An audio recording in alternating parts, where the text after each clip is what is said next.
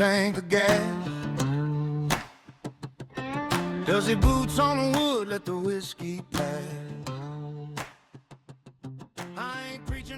And welcome, everybody, once again to the FAFO Podcast. And I have an amazing guest today. My guest today has written historical fiction, nonfiction, children's books, inspirational work, and most recently decided menopause needed its own dose of humor. But Teri M. Brown has also lived the kind of life writers usually invent for their characters. She's raised 4 children, rebuilt her life after an emotionally abusive marriage, and rode a tandem bicycle across the United States with her husband, all while building a writing career centered around characters who feel like people you'd actually want to sit down and have lunch with. Teri, welcome to the FAFO Podcast. Thanks so much for having me. That was a great introduction. I think I should just get off now while it's really going well. What do you think? Oh, no. I've been looking forward to this interview.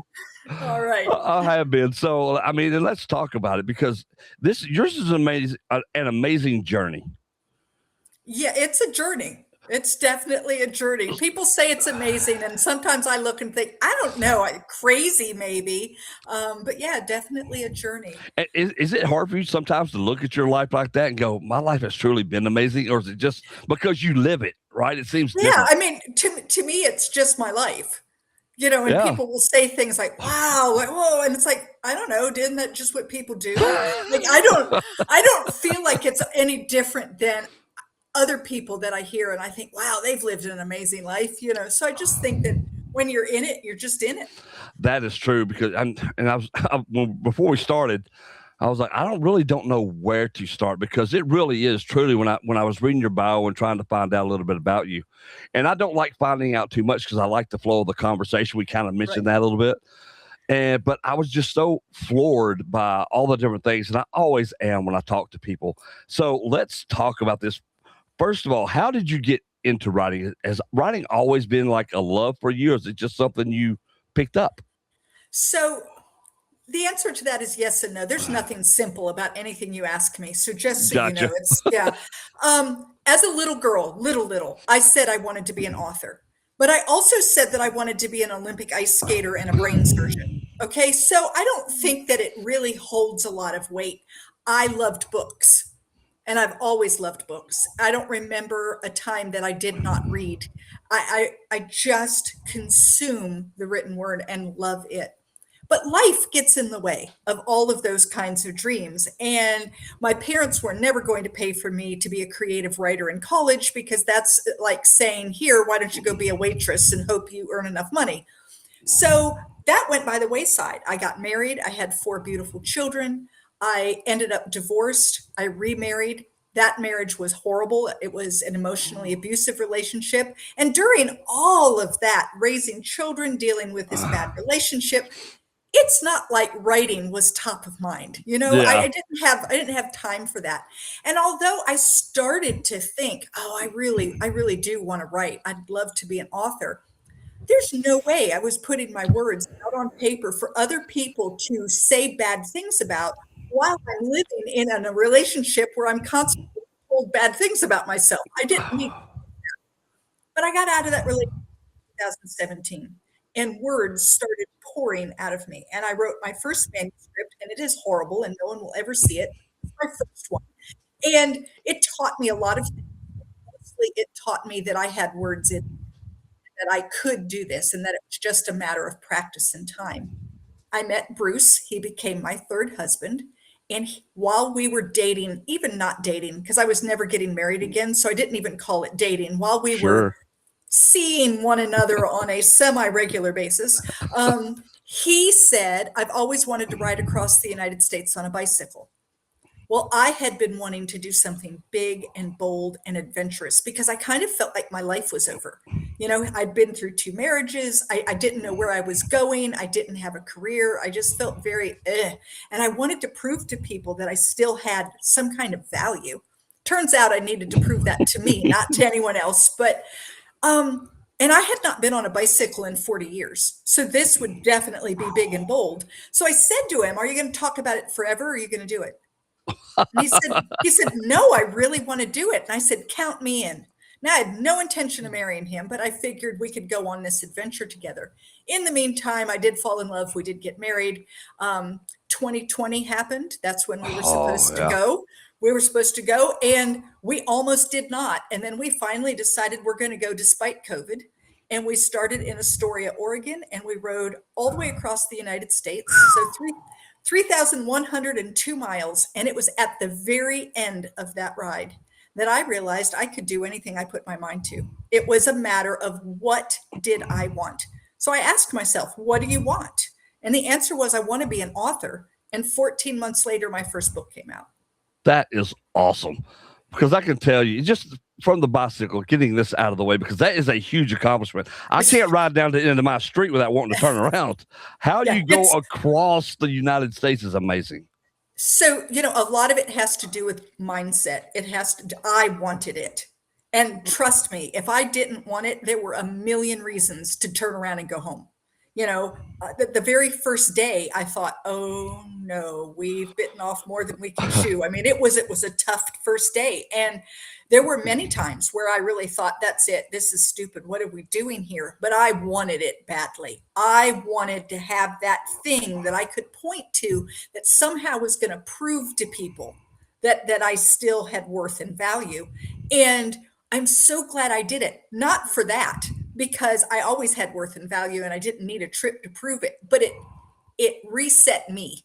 And Absolutely. It helped me remember who I actually was and what I could accomplish. And, since that time, I've written 4 novels and a memoir and a children's book. And I have short stories in anthologies, and I have a podcast, and all of these things have opened up because of that ride. And isn't that amazing? Because I believe like you, and mine's a different story, and that's for another time. But I think everybody needs those moments in their life to reaffirm to themselves and not to anybody else. It's nobody else's business how you live and what or any of that. But You do sometimes need to reaffirm to yourself that it's not over. Life is not over. I've got a lot of value to add, if not for the world, at least for me. Right. And I think for me, I had spent 14 years in a relationship where someone told me on the regular basis that I wasn't good enough. Yeah. And I got to the point that I had trouble going into a grocery store and even picking peanut butter, because what if I picked the wrong brand? And then I look back and I think, who was that woman stuck in that relationship? But those are the kinds of things that happen over time, where it isn't like one day everything was perfect and the next day everything was horrible. It was a slow downhill crawl until one day you realize, wait a minute, what am I doing here? Who is this? And but you get out of that relationship, but you don't instantaneously heal. It's not like I walked away and said, "Whoa, I'm fine." That's right. I was a mess. I had all kinds of insecurities, and I had a lot of fear and a lot of anxiety. And somehow doing something that was that big and that bold and that outside of my wheelhouse, because I'm not an athlete and I'm not a cyclist. And to do that and be successful, you reevaluate everything you've been told. I'm not good enough. I am good enough. Look at what I just did. I'm not capable. I am capable. Look at what I just did. And it really did it. It changed my mindset so that I started asking different questions. Not, can I do that? But what do I want out of my life? And it's not like I knew all the answers, but I knew where I wanted to start, and I wanted to start with being an author. And so that's what happened. Yeah, I love that, because those self-realizations and knowing that is it's hard for people who are still stuck in that other mindset to even realize what you're talking about sometimes. Like, you can think about it. It's like when people who wish their life away, I wish I could, I could, instead of just going for it and having that mindset. So tell me about the writing, getting into that. What was your first story? How did that even come about? So I actually wrote the book that became my first book, was written before I went on the trip, but I hadn't shown it to anyone and I didn't believe in it. Gotcha. And when we came back, it was like, oh, this is what I want to do. And I'm going to take this and I'm going to start showing it to people. Well, the really crazy thing is I shouldn't have shown it to anyone. It wasn't good enough yet. I needed an editor badly. thankfully, I showed it to someone who saw that it was a diamond in the rough. They got me an editor. It became a book. It actually won 12 awards. I was super, super thrilled that, my very first book out won awards. And I shouldn't have shown it to anyone. Like, I look now and I think, oh, there's no way that I would show a book in that shape now. Yeah. But I didn't know. And I'm glad I didn't know, because I would have worried myself to death and I may have never gotten it out there. But instead, I was just all pumped up with this, woohoo, I can do anything, right? Yeah. And I did anything. And I think sometimes that's actually like something we should think about, is we can talk ourselves out of so much. True. Oh, it's not good enough. I'm not good enough. I need more time. It needs more this. It needs more that. And I'm not saying you should put junk out there, but I'm saying sometimes you need to trust the process a little and just push it out, even if it's not to a publisher, push it out to someone. That's right. Who could take a look at it and give you some feedback so you know where to go with things, because otherwise I think you can get very stuck. So my first idea, it's about 3 women who live in Ukraine, a grandmother, a mother, and a granddaughter. And I have a friend who's Ukrainian, and she told me this little story that was true in her life. And it was so incredible that I wrote 82,000 words of fiction so I could tell her 3-page story. And the book actually came out 1 month before the current Ukrainian crisis started. Wow. Oh, wow. So like total happenstance, like not planned in any way at all. And yeah, so I hate to say it's a good thing, because war is never a good thing, but the timing worked well for me because people were very interested in Ukraine. Absolutely. Oh, yeah, absolutely. Sure. Right. So the timing worked for me. It's unfortunate. I don't like that I had to rely on that, but that actually, it did work for me. And then I put out another one a year later and another one a year later, and I've had a book a year ever since. I love that. That is so cool, because writing is hard. It is. Anybody who doesn't think so is not writing. I mean, right. It is difficult. And that first one means, I don't know. I know what mine meant to me to do it. And when you finally got this book and it was out, how did that moment make you feel? Oh my gosh. So when I got my box of books, and you open it up and you pull it out, and I'm crying. I'm a crier, so I cry a lot. And oh my gosh, it's so beautiful. And I kept opening it. You see your name across the top, right? And it was like, look, there's my name. There's my name. Oh my gosh, it's my name. And then I would read like a page, and I'd think, I wrote those words, and here it is written. And then in the back is the about me, and it's the author section, right? And you're just like, oh my gosh, that's me. I almost didn't believe it. There's that piece of you that's like, I did it and here it is, but is it real? Is this really real? And I held it up against my chest and walked around with it for hours.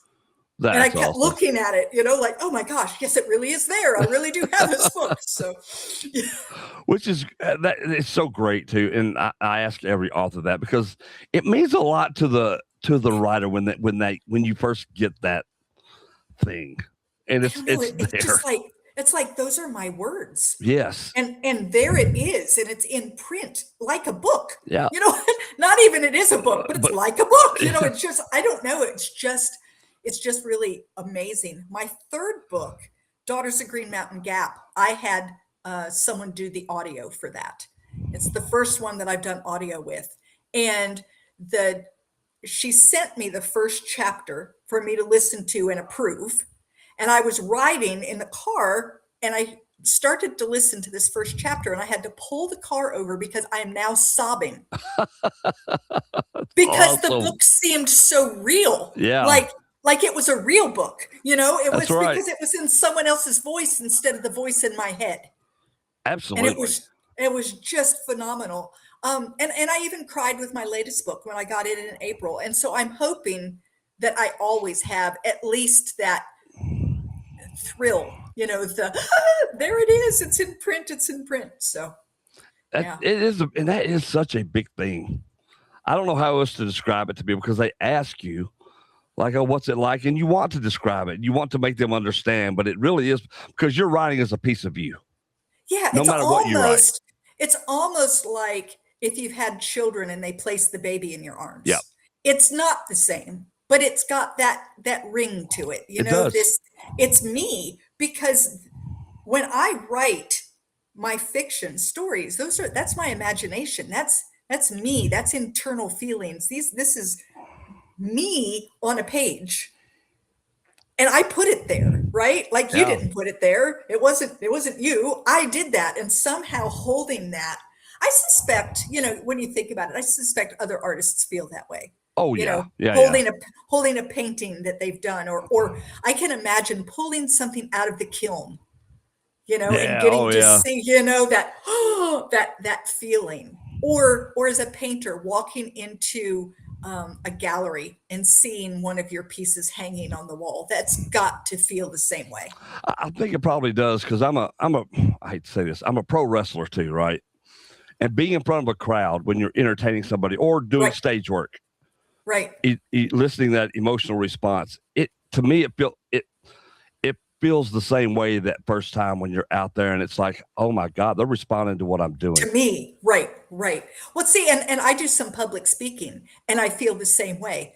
As soon as I can get my audience to laugh, and I like them, usually they're laughing at me because I've done something ridiculous on purpose. But once they've laughed, I feel like we now have this bond, and they're responding to me, and I walk away from those events so high.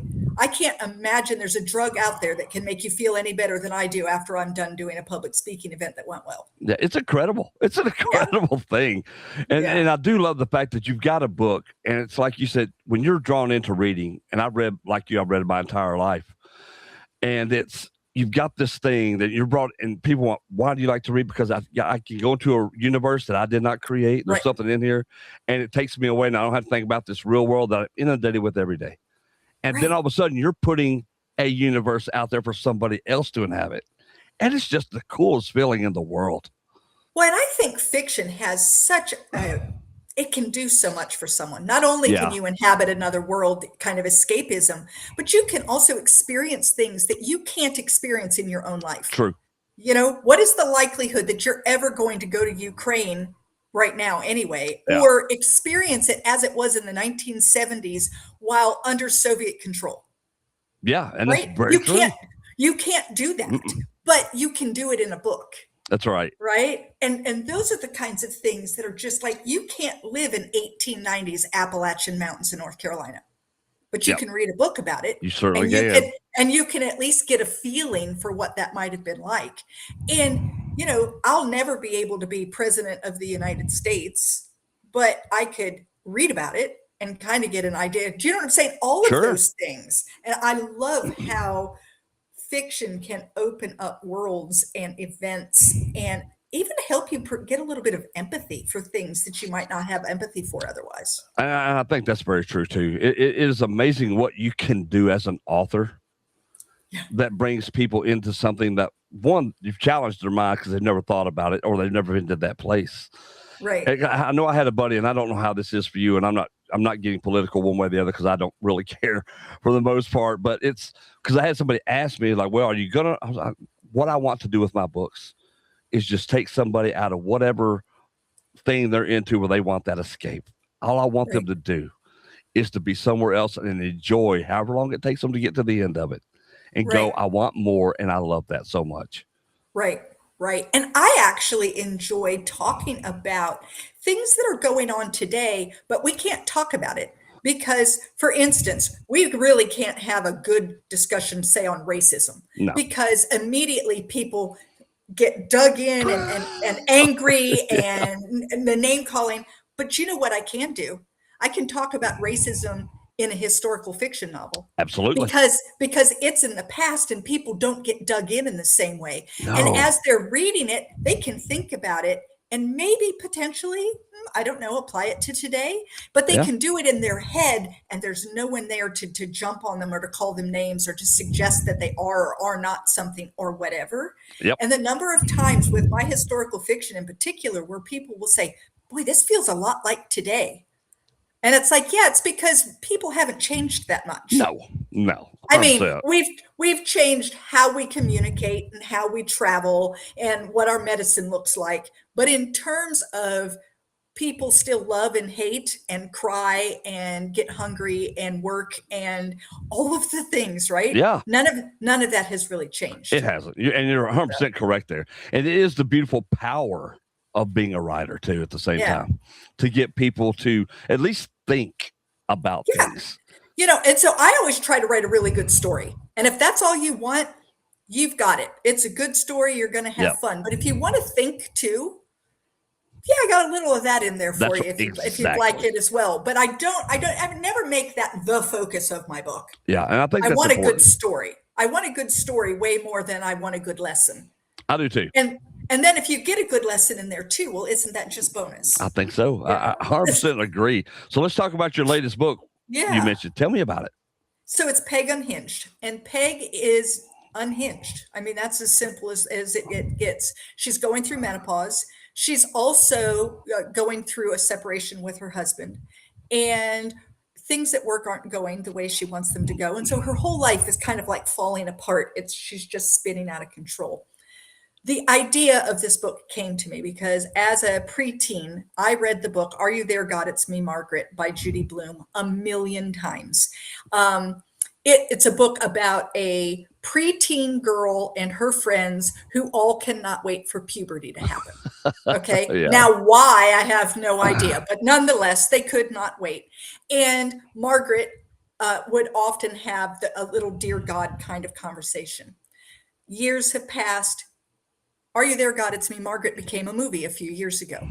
And when I saw that it was going to become a movie, my thought was, I wonder whatever happened to Margaret.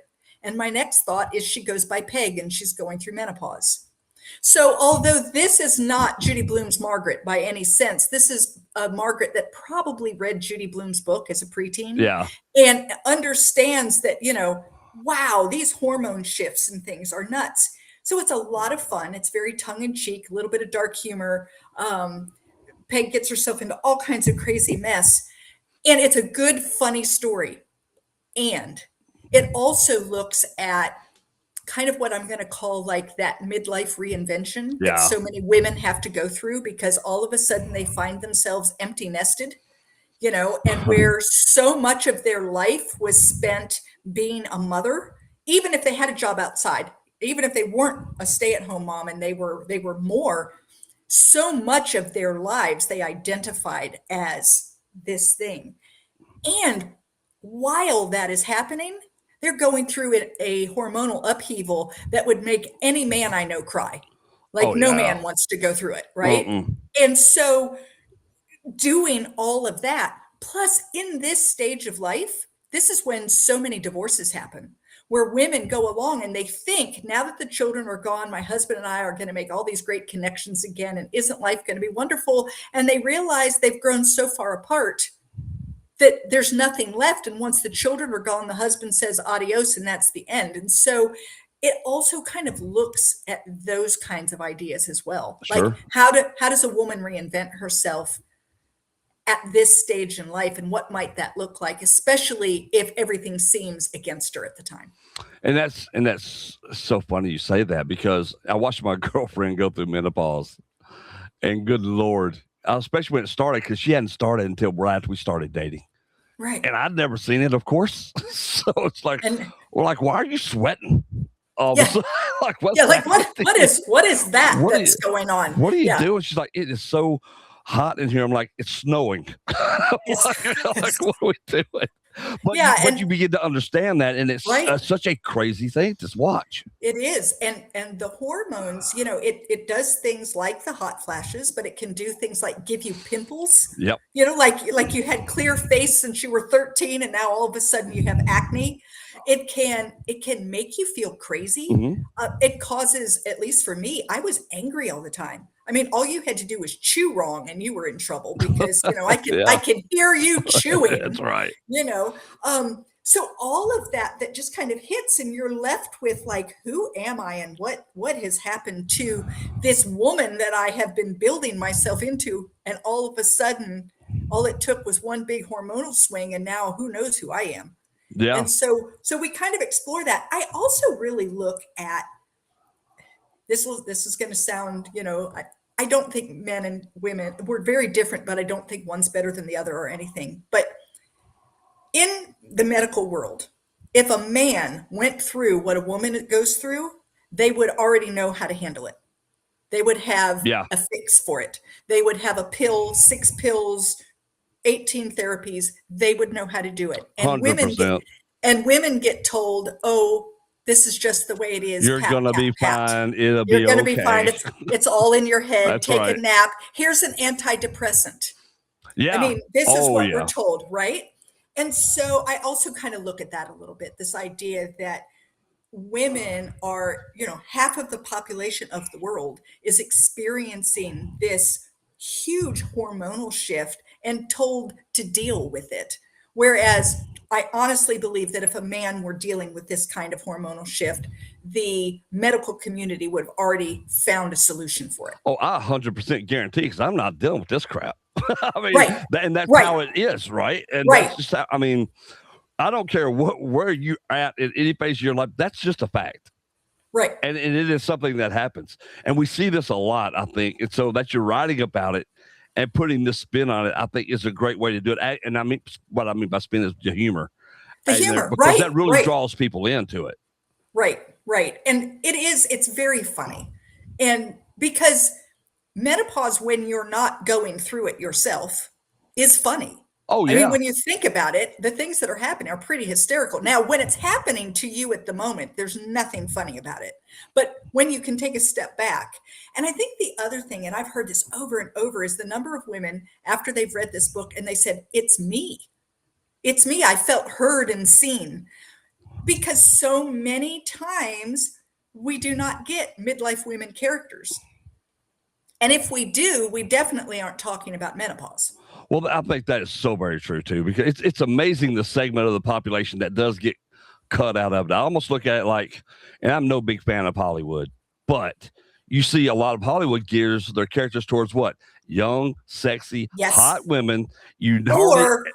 Or old. That's it. So there's none of that midlife crisis Nope. woman who's enduring all this stuff that real women have to go through every single day. Right. It's kind of like it just doesn't exist. If we close our eyes and don't talk about it, then it doesn't exist. Yeah. And I just kind of said, no, I'm going to talk about it. And I think that's so important too, because I know when I was going through my little, I don't even call it a midlife crisis, probably what it was. But I think because I just turned 56 and I think we all go through stuff. Right. But it's different for a man because at the end of the day, if you're a man, especially, you just go, it's not affecting me at all. I'm just going to go over here. And then everybody just seems to think that, oh, okay, he's fine, he's well adjusted, even though you're not. Right. But you're expected to deal with it in a certain way. Right. And it's so funny because going through that, it's like, you know what? I need to open my eyes to a few more things that are going on. So when she went through this, I'm like, I don't want to be signed up for that. Right. That looks horrible. Right. And I just don't know how women deal with it. That is no. tough. I read something the other day that just blew my mind. A woman right after she gives birth, her hormones change something like 70% in 3 days. Oh my Lord. And that a man's hormones on average to change 70% would take over 100 years. Yeah, that sounds right. And yet we do it in 3 days and are expected just to go about life like normal, right? And once again, no one talks about it. And it's the same thing when you're going through menopause, your hormones are swirling around and they're not, at least during the regular part of your life, even though you had hormonal shifts, they were kind of regular. You kind of knew when it was going to happen. Yeah. You kind of knew how to deal with it. When it's menopause, it's like someone threw it into a blender and then just threw it in the air and said, okay, whatever you happen to step in, that's what you get next. Right. 100%. Right. And it's like, whoa, what's going on here? So I like talking about that aspect, but I also like just talking about the idea of women are allowed to reinvent themselves. Like it's okay to say, this is a new stage in my life. My children are grown. Do I want to continue doing what I've been doing, or am I ready for something different? And I think that's important too. And I look at things because how often do we get there? We're in our midlife crisis, or we're just going through life. Right. I mean, it's just, and we see this all the time. I mean, I have so much more respect for just humans anyway, and the power of just saying, look, if you've got an idea for something you want, just go do it. I've Right. got your back because I know that I want to do what I want to do. Right. Right. So you go for it. Like I always try to be that person for the people around me. It's like, dude, if you want to do it, just go do it. If you fail, you fail. Right. So what? If you Well, and I think that we need to think about failure in a completely different way. yes, I don't really think there is failure. I It's don't just either. one way of not doing something. Was it Thomas Edison that said he knew 999 ways not to make a light bulb? Yeah, exactly. And so I think that's the case. Is sure, you're going to do things that do not turn out the way you had hoped. Yep. But it's only a failure if you don't get back up and do something else.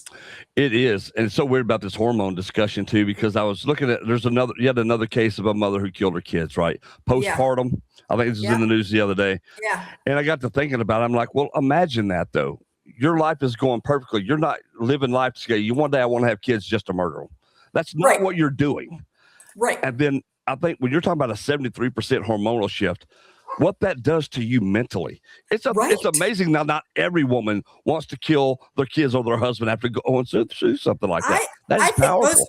I think most women do want to kill their husband. Well, just in case. That's probably true. They tend not to do it, but I think that it crosses their mind at least once. Probably. I would imagine. And I'm going to say it's at 2:00 in the morning when the baby's crying and the husband's sound asleep and doesn't even hear that the baby's crying. Oh yeah. That could potentially be the time. But I think you're right. I'm just happy I survived 2 divorces and didn't get unalived. Unalived, yeah, that's good. Because of something stupid that I did or said. Right. Absolutely. Because it's in there. But no, so I love that. I love that take on how you approach that. So let's talk about your podcast a little bit, because I did not know that. I guess I missed that in my reading. Well, that's okay. So yeah, I have a podcast that's called Online for Authors, and I talk with authors like myself who are small indie authors. I read their books before I have them on. So I read a lot and I bring them onto the show and we talk about their book and the process of writing their book. Oh. And we don't do any spoilers. Love it. And I do all genres except horror because I can't read it. Yeah. No, I have an active imagination and it just is too much for me. Yeah. And I don't really like erotica, and I certainly am not going to discuss that on air. Yeah, absolutely. So those are the 2 I don't do. But other than that, if you write fiction or even memoir, I love memoir as well. I bring the authors on. We have a good long chat about, their book and their process, and it gives. The reason I did it is I know that as an indie author, it's really hard to find a platform and a place to get out there and get known. Yep. And podcasts are such a good way of getting in front of audiences that you wouldn't get in front of otherwise. And I wanted that option for authors, but I really like it when someone's read my book, because then the questions are different, right? Because they've seen or they know or they ask or whatever. And so it's just a really fun conversation between 2 authors who both know about this book and wanted to have a good discussion about it. That is actually a brilliant way to do that too. And I love that. And you're right. Authors need such a platform. I've interviewed so many on this one, which I love having the platform I did for people anyway, just because there's so many voices that never get heard from whatever that genre Absolutely. is. But, when you're interviewing an author, what is the go-to question for you? Is there one that just stands out that you like? I know we're gonna have a conversation, but I need to ask this. No, I always start with, give me like a quick elevator pitch about your book. Yeah. I mean, I always start there, and then after that, no, it just kind of depends on their answers to my questions. I do often ask if they're a plotter or a pantser, which is someone who plots it out or someone who writes by the seat of their pants. Yeah. And I'm curious because I'm a pantser, and it's not considered the best way to write. It's the only way I can write, and so I think I like finding other people like me, because it's almost proof to myself that I'm okay. I'm not alone. There are other people out here like me. So I ask that a lot. I usually ask what are you writing now? Like what's on the burner now? But other than that, no, the questions just kind of are a lot based on the book or something that the author says to me while we're chatting. And it's Right. like, oh yeah, man, I got to ask about that. So, And that's such a good way to do it too. I yeah. just love the real conversations part because I think it helps the author out too, because it really Yeah. makes them feel like somebody cares about what they're saying and what they're writing and what's going on in their life. The other problem with having just like questions that you always ask Mhm. is that authors are writers. Yes. And so they'll write the answer down, and then you'll ask them a question and they'll do this. And then they'll read it, right? Well, that's not what I want. Yeah. That's boring. I don't want that. And so I've had authors say to me, "Can you give me a list of questions?" And the answer is nope. Mm-mm. I don't have a list of questions. Yeah. And the truth is that I always have a list of questions sitting in front of me just in case things get bogged down or it isn't going quite the way I wanted it. I have something that I can ask next. Yeah. But I rarely use it. I'm the same way because I have probably 75 questions on a question sheet that I made up for this, Right. but I haven't asked the first one, and it's only a fallback. Right. It's just in case. It's in case this isn't going well, that the two of you didn't coalesce in a way that is making this easy, Yeah. or they're the short answer kind of author where you say something and they say, "Yes, I liked it very much." Oh yeah. I've had a couple of those to where You know, and you're pulling that out Yes, as much as you yes. can there. Right. And so I like having questions so that you don't both sit there just staring at one another. But I don't give the questions because I don't want anyone to have prepared in advance. I don't want that kind of answer. I want what comes out of you at the moment. Because that's where the passion lies. That's where the truth Right. lies. It's right there Right. in that Right. moment. Because when you're saying that, I'm like, I used to be a pantser and now I'm a plotter. And the only reason was because I had writer's block. For 14 years, I had writer's block. Right by the seat of my pants. I had to plot it out just to get it. And that was an accident. And I'm like, am I a plotter? I hate doing this. Yeah. I don't like plotting my stuff out. I like just free writing. Right. But if you were stuck in a place where you weren't doing any free writing, sometimes you have to switch things up a little. And so Yep. maybe you really are a pantser, but the plotter is what moved you past, this terrible block in your life. Yeah, So I think I'm a switch hitter. I think it starts out as a pantser and just goes into plotting when I'm like, okay, I've gotten as far as I can get. yeah, and now what's figure going this to out. happen? Yeah, Right. because I love the idea of just sitting down and writing to wherever it too. occurs. Do you have ideas that just pop into you from anywhere? Because you talked about this one and how this happened. Right. Is that No, how I your do. ideas come? Yeah. I'll be walking along the beach. One time I was walking on the beach, picked up a shell, and my thought was, wouldn't it be cool if this were a message in a bottle? And then my next thought was, wouldn't it be cool if I thought I was the last person on earth and this was a message in the bottle and I realize I'm not alone? Oh yeah. Wouldn't it be Right. cool if every time I walked out on the beach, I got a new message? Like those kinds of things, Yeah. Now I've not written that one, but still it was this, I had another idea. There's a country song and it's 5 more minutes. And he's kissing his girlfriend on the porch and he wants 5 more minutes. And he's a football player, is a senior, and he wants 5 more minutes on the, and then in the end, his grandfather's dying and he wishes that he had 5 more minutes with him. And my thought was, what would I do with 5 more minutes? What if it was 5 hours?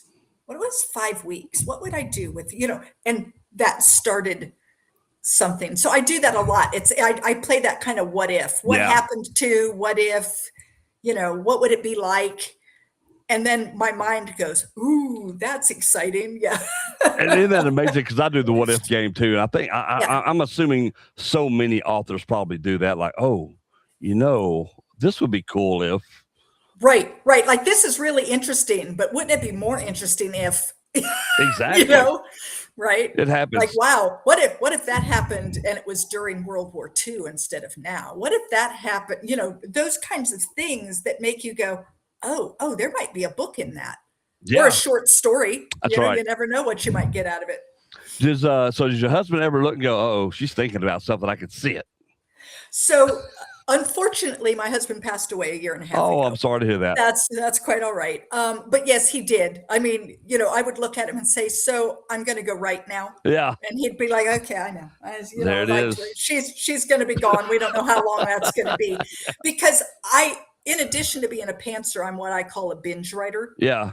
I can sit down and write and write and write and write and write and write and write. And then I don't write anything for a while because I don't have anything to say. I wrote it all in the last 12 hours when I sat down and didn't get up from my chair. There you go. So yeah, definitely. I would not recommend my process to anyone. You know, a binge writing pantser is really not what you want to be, but it works for me. So Well, I think that's important because everybody has their own style. right. But that was going to be a question, but I'm so glad you said it because I'm like that. Sometimes I'll sit down and I'll write for an hour. Sometimes it's a 2-day process where I just can't stop. Right. And then right. I may go a couple of days ago.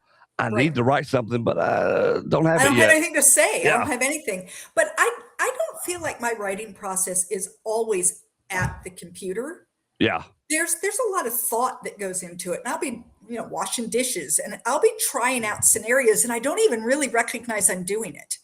But I'm thinking about my characters and they're trying things and it's like, no, that isn't going to work. And I'm not consciously saying, while I wash dishes, I am going to think about my book. I mean, that's not what it is, but it just happens. And all of a sudden, maybe I will have taken a walk on the beach and I'll have this idea and I can hardly get home. It's like, I got to get home. I got to get home. I got to get that down. But that might not happen again for 2 or 3 days. And it used to worry me and it doesn't anymore. Oh, I like that because my girlfriend will go, all right, what are you thinking about? I'm like, hang on. Yeah. Hang on. Let me I'll be with you in a minute. Yeah. It's like, I gotta get it to a point where I know what it is. Yeah. Do you ever talk to yourself? Oh yeah. All the time. Thank God. Yeah. Oh, I talk to myself. My characters also talk to me. Like literally my characters talk to me. I had a character one time, I had this idea of something and I wanted to, this is going to be the next scene. And my character said to me, I wouldn't do that.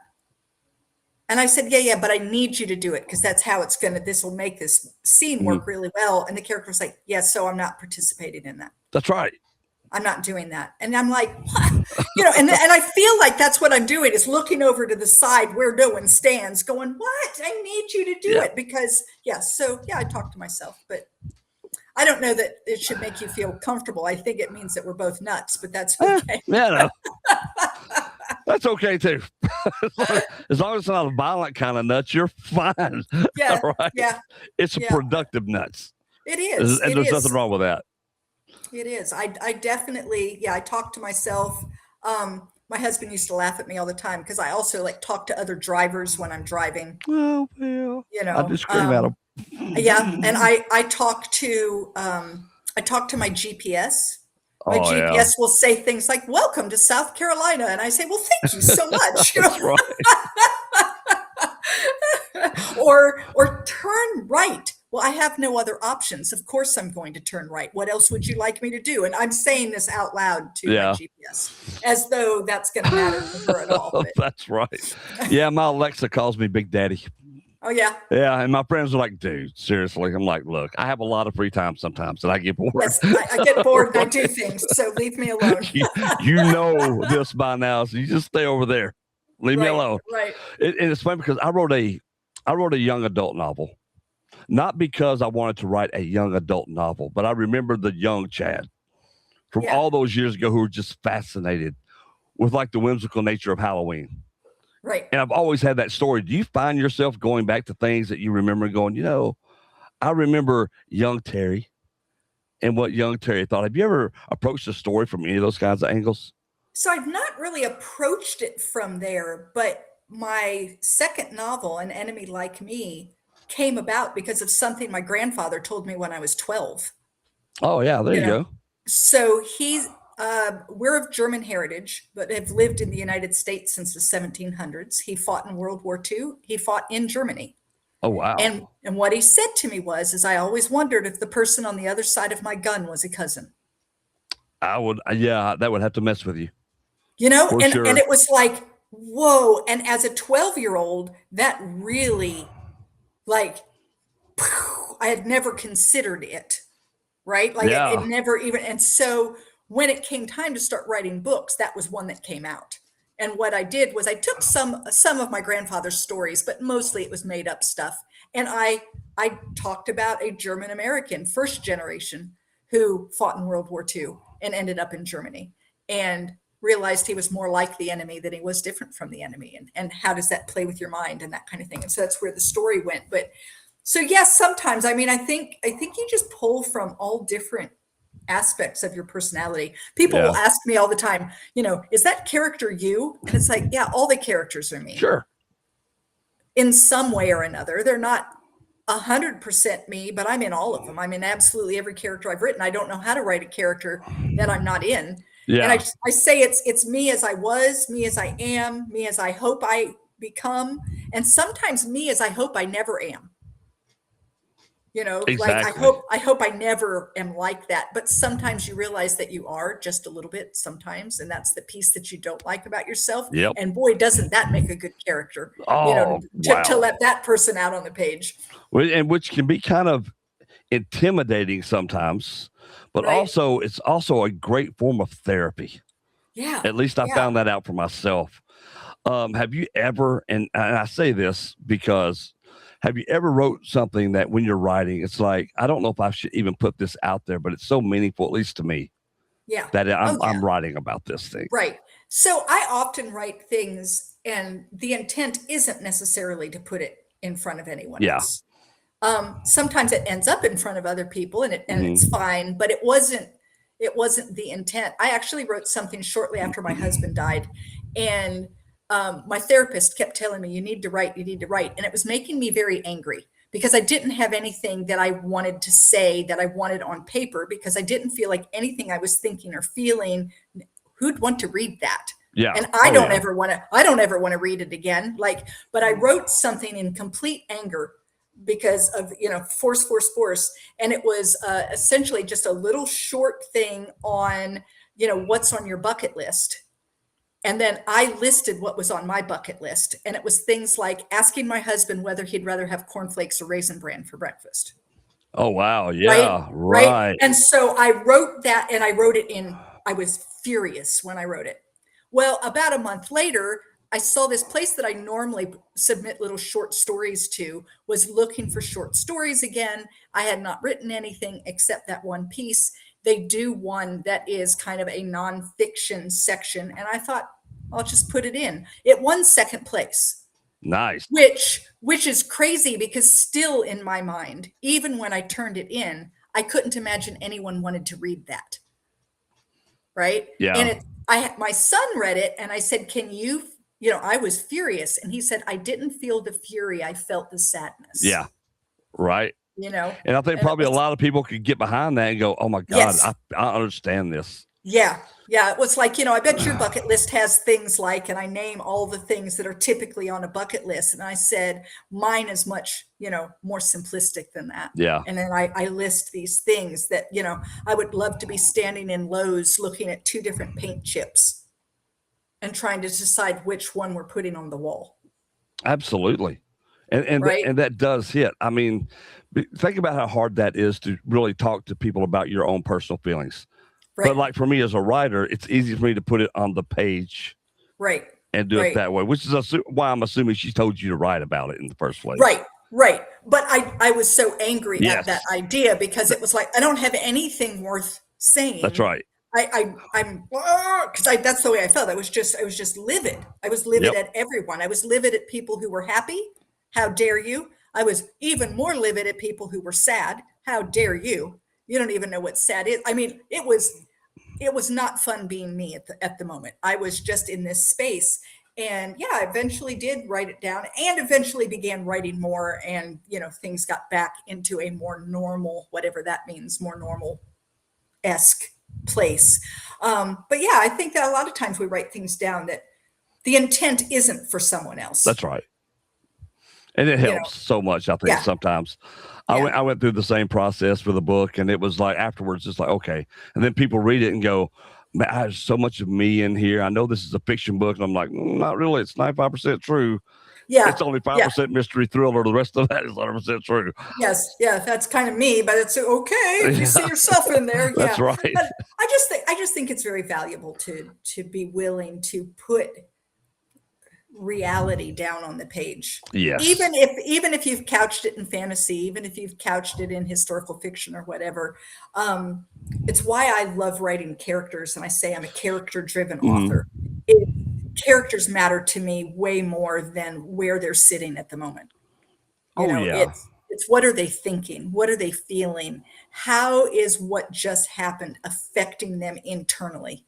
How is it affecting their relationships? How is it? Those things are the things that really I enjoy writing. Well, and I think that's beautiful because I think you had there's a quote I think I read. I think this is from you about having breakfast with you. And I think I kind of mentioned it in my monologue there. Yeah. Was about having breakfast with your characters right there. I mean, that's a good character if you can sit down and do that. Right. And that's what I say I do is I'm introducing people to characters they'd love to invite to lunch. Yeah. And I try to do that in my writing, but I also try to do it in my podcasting. So here's some characters, and I think you're going to like these characters, right? These are some characters that you're going to enjoy. Because as much as I would love to be the only author that everyone reads, I can only write a book a year, and people read more than that. So I want to introduce them to other characters they might also enjoy, right? Yeah, and I think that's what I love about authors too, is everybody has such a unique way of approaching any subject they write about. Right. And I think that's the brilliance behind it. Like, I'm just a big sucker for writers in general. Like, they're my favorite people, just because of to me, it's so difficult, and yet there is a bravery to writing down and putting that out there. Right. Knowing when you have these ultra famous authors, everybody asks, well, are you like Stephen King? Or are you like this person or whoever? I'm like, no, I'm just me, and I don't know how I sound. I don't know if this is even worth reading. And then you put it out there, and I'm like, I actually liked it. Like, that sounds like a backhanded compliment, but I appreciate it. Yes.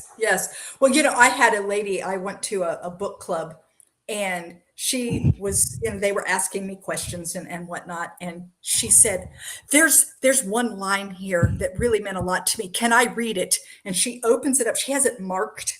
Oh, right. Yeah. And she reads it, and I'm thinking, oh my gosh, first of all, I wrote that. Wow. That's a pretty good line. And then she asks the question, what were you thinking when you wrote this? And I'm thinking to myself, I don't remember writing it. Like so you quick make something up so that you don't sound like an idiot. But isn't it amazing when someone reads something that you've written, and that's what they take from it is wow, this just really touched me. Yeah. And you think, whoa, I did that. That's so cool. Yeah. It is. It's a special feeling. So I can sit here and talk to you all night, Teri. I appreciate the conversation tonight. I really do. I don't want to take up all your time here, but so what's next for you? So I have another book that I've got about 60,000 words of the first draft done. And I finally know how it's going to end, which for a pantser is a big deal. The fact that I know where it's going at this point. And it is a dual timeline, now in historical fiction. The now is an anthropologist who studies Inca history. Yeah. And there's something called a quipu. And those are like kind of macrame knots things. And for a long time, they thought that it was like an accounting practice, like how many sheep and that kind of thing. Well, since then, recently, and I read the article, and that's where the story started, they think that it's actually a three-dimensional story, that it's a narrative story, depending on the color of the knot, the way it turns, what it's made out of, and that all of those things help tell a story, not just numbers. That's so crazy. I just went nuts with that idea. So I have a woman who's studying quipu and trying to kind of like figure out what these stories are. And then I have an Inca woman in the 1500s, right before the Spanish invasion, who is creating the quipu that this woman is studying. Oh, wow. That's so good. So that's kind of what I'm doing at the moment. So yeah. And then I've got several other ideas. I've got another idea that I think it's going to be my next one. Everyone really liked my humor. And I don't tend to write humor. It was just I thought it was going to be a one-off, but I've had an idea about 4 women who live in an assisted living facility. Oh, wow. There you go. But they're definitely very with it. These 4 women would never be friends in any other setting. Oh, they're very different. Yeah. They're very different, but yet they've kind of been thrust into this environment, and they become friends, and then the escapades that they get themselves into is kind of, I've got that in my mind. Oh, I See like if it. goes anywhere. Oh, I Yeah. like it. Good luck with that one. Because Yeah. Well, those are fun to write, though. they are. They're a little hard. Humor is actually harder to write than you think Oh, it is. because you've got to keep the voice. So it's got to be funny throughout, but it can't get slapstick, because once it gets slapstick, then it loses all power. It Right. does. But it's so easy to lose the voice. So now you're trying to tell the story, and all of a sudden it's not funny. And it's like, oh my gosh. So yeah, it's not as easy as I thought it would be easy. Oh yeah, you just be funny. Yeah. Well, it's not that easy. No, because dialogue itself is difficult, because it's very easy to become very one-dimensional in your dialogue Yes. with your character. They all become the same person. Right. And I don't right. think people And so understand that. No, and so you've got to figure out, how do you get this voice in there that lets you know who is speaking, even if your eyes were closed, right? Yes. Even if the voice in your head didn't change, that you would be able to know, oh, this is so and so, because this is the way they approach the world. It's yeah. It is crazy. I don't think people understand that either about authors. There's a lot you have to balance as a writer in there, and it's not just I'm writing characters.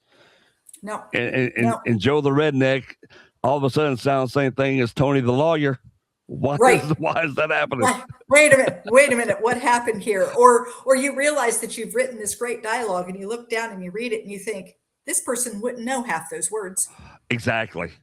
There's no way in the world they'd have this conversation. So then you have to go back and figure out, how do I turn it into my character? Yeah. Who's going to say this thing, but very differently. That's right.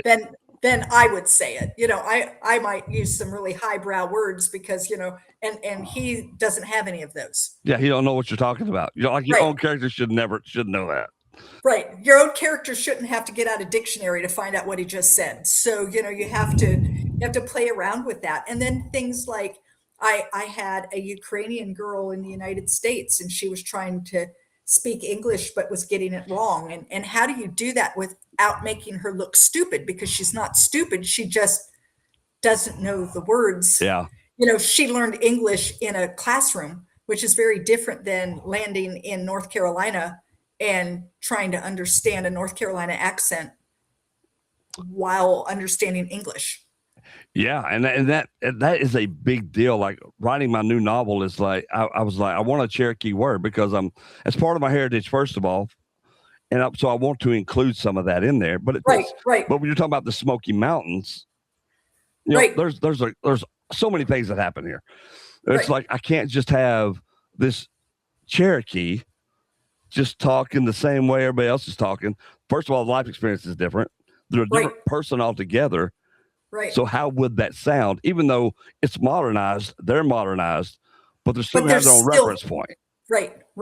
Yeah, it's not as easy as just writing something down. You really do have to become the character and embody them, and get a feel for, how are they going to talk? What are they going to say? How are they going to see this event that's happening? Because they're going to see it differently than you see it, than your mother sees it. Exactly. Then your daughter sees it, right? Like everybody sees it differently because of their life experiences. And then how do you portray that in a way without making anyone look stupid, or like you don't believe that they have a right to believe what they believe, Well, yeah, that's true. Like, character development is such a big deal. It is. Like the current book I'm writing has a specific type of character, and everybody loves to, well, I say everybody, but they have these people where you're going like, if this is a park ranger, he's been doing this job for 30 years. I'm going to defer to that park ranger. Like, he probably knows what's going on out here. Right. Like, why is all of a sudden he an idiot, but the first guy who's ever went on a hike all of a sudden knows more than the park ranger does. But we see this all the time in Hollywood right now. It's everywhere. It's like, how would he even know that? Do you ever fight with yourself when your characters, when you're going, okay, this has to be? Yes. Oh yeah, this has to be. And my character's like, yeah, so it's not happening. Yeah. Like, exactly. I had them stand up against the wall one time, and I didn't write for 6 weeks because we were in an impasse. Absolutely. Yeah.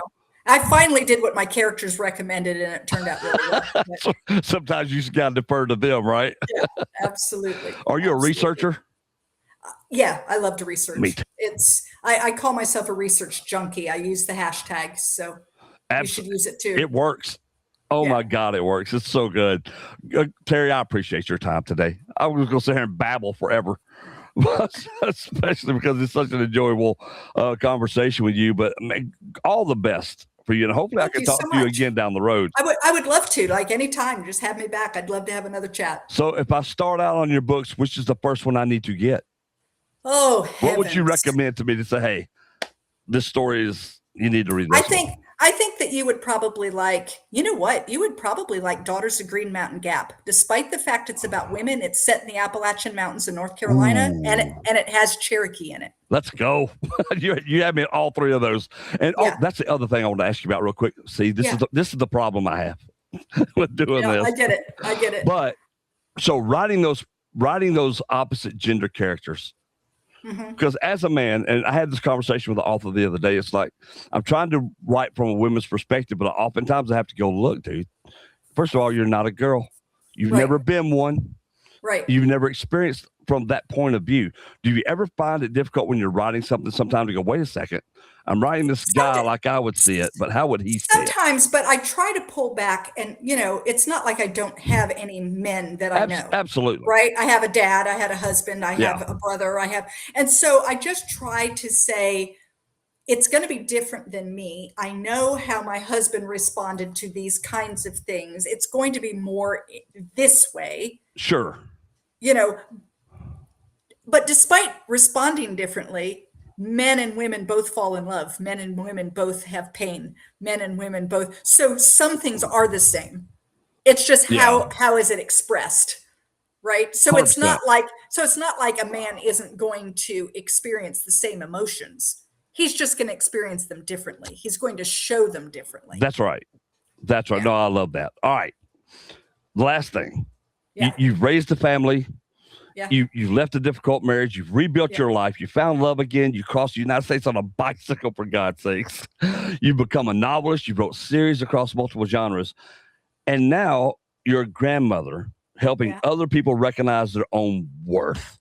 Do you think the Teri who once questioned what she was capable of would even recognize the woman sitting here today? No, I don't think so. And I don't, as me sitting here, I have trouble recognizing that woman. Like, who was she and how did she inhabit this body of mine? But I tell people all the time that you have in you everything you need. And if you can't find it, it's just because the world has dumped junk on top of it. So start looking for it. Look for it through the help of friends, family, pastors, teachers, therapists, books, whatever it is that you need to find that again, because it's there. You don't need to become someone else. I did not become someone else on the trip. I just found me again. And that's brilliant. Teri, how can people follow you, find you, and get your books? The best thing is to go to my website, which is my name, TeriMBrown.com, and that's Teri with one R. There you can find everything, my books, my podcasts, social media. You can sign up for my newsletter. I even have just a contact me page if you wanted to reach out and ask me a question. Awesome. Teri, I appreciate your time tonight. I really do. Thank you so much for having me. I've loved the chat. No, thank you for being here. And this will probably go up sometime tomorrow. Sounds great. I don't like procrastinating, so I'm not scheduling it for months. It's going up tomorrow. And I will let you know. Thank you so much. This has been wonderful. No, thank you so much for being here. I am going to get your book. And I'm going to read it, and then I will probably reach back out to you again. Sounds great. After that. Sounds great. Good luck to you and all my best. All righty. Take care. Bye now. Thank you. All right. There you go. Teri M. Brown, author, podcaster. Teri has done it all. And what a great interview that was. I enjoyed every bit of that so very much. Guys, I hope y'all enjoyed it. Go check out her website, TeriMBrown.com. Check out her books, her writing. Check out her podcast, too. And if you're a potential author and an upcoming author, and you think you want to be a writer, I think this is something you can really get behind. And I hope you do. You have been listening to the FAFO Podcast. Facts, truth, no BS. Let's up and go. I'll see you guys next time.